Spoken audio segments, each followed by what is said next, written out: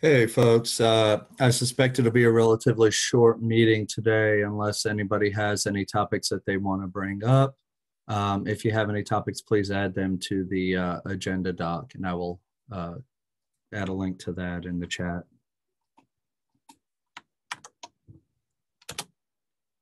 And we'll just wait another minute or two to see if anybody else joins before we kick off.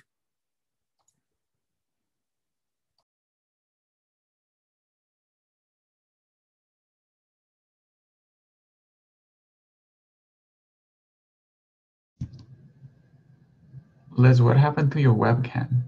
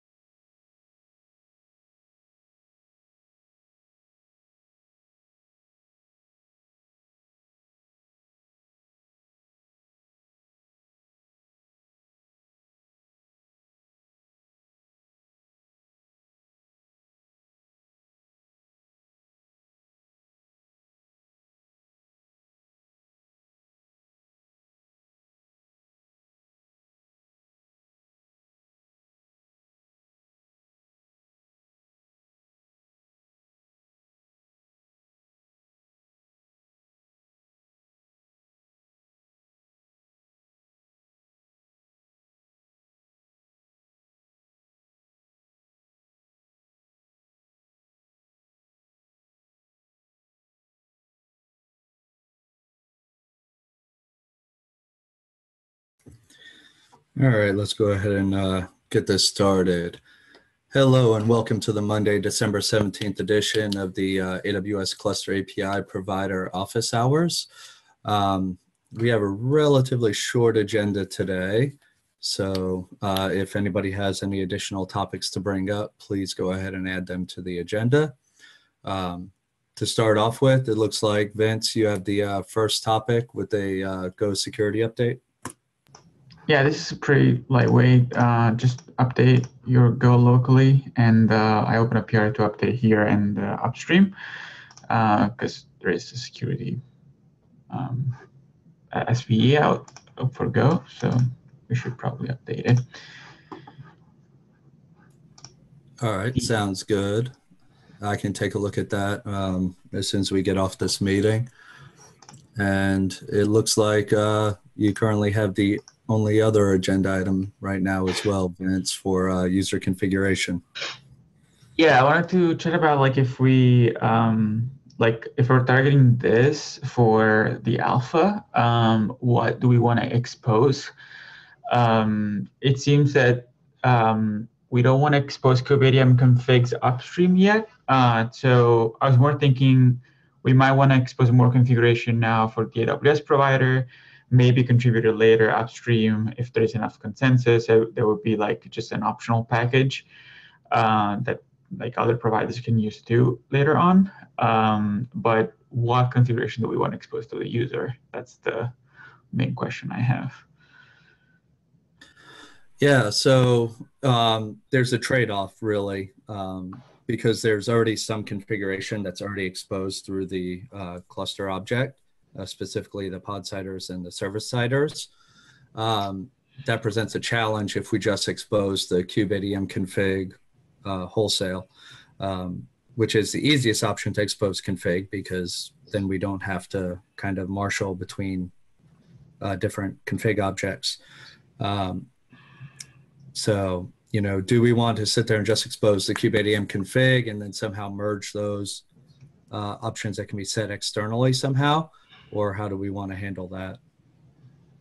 Have you put any thought into that so far, Vince? Or so I thought either we go down the path that's like we can replicate some of the configuration, which is like the one that we want to expose, which is the most limited,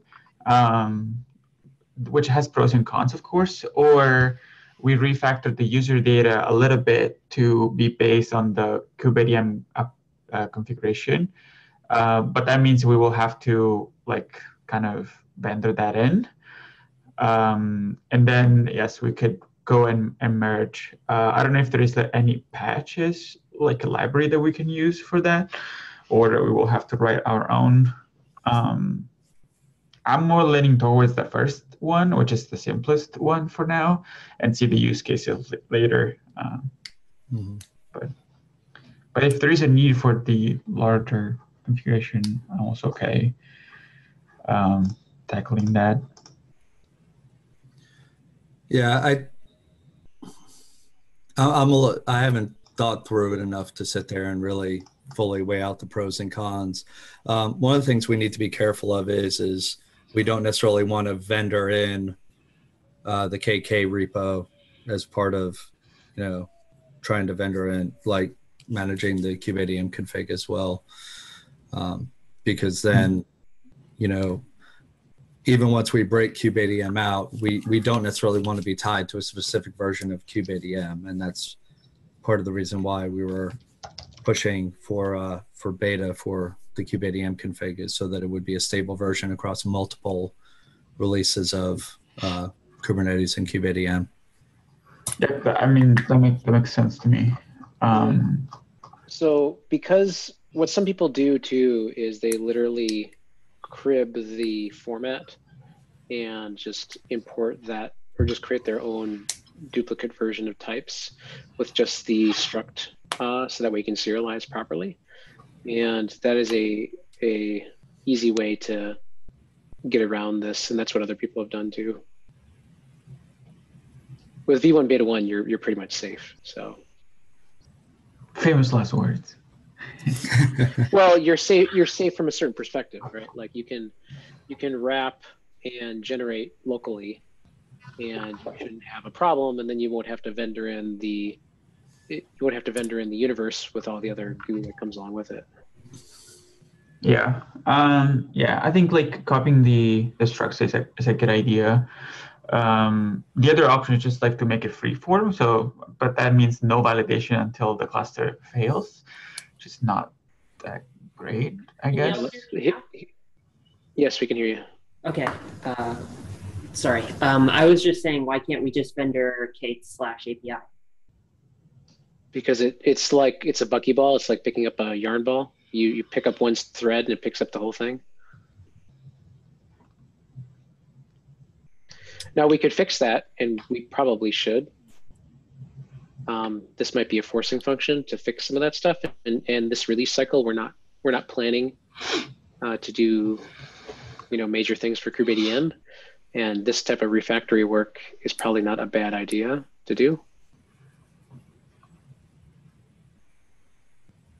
Could we sync the structs in another repo? I've seen something else that does it, right? I can look. That would be one way. To vendor them cleanly into staging? Yes, but we're not going to do that.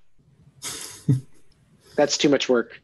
It requires API, machinery approval, and all the other goo that comes along with it. All right, I'm bored. Yeah, we could do that on our own.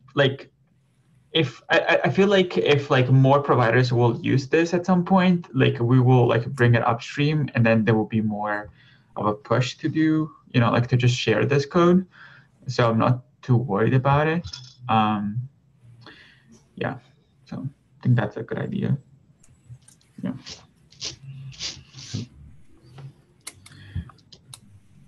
The other user configuration is the VPC. If we want to expose that yet, I don't know. Also because we hard code decider for now. Yeah, that definitely falls in there as well.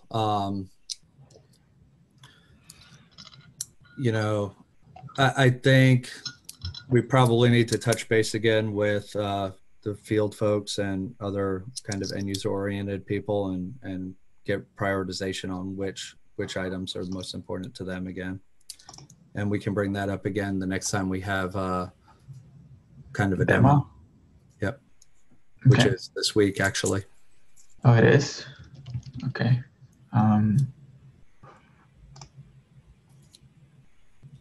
Cool. All right. Well, it looks like we're down to Heptio/VMware only folks at this point. So I don't see any other items on the agenda. So I think we can call it for the day. All right. Thanks, everybody.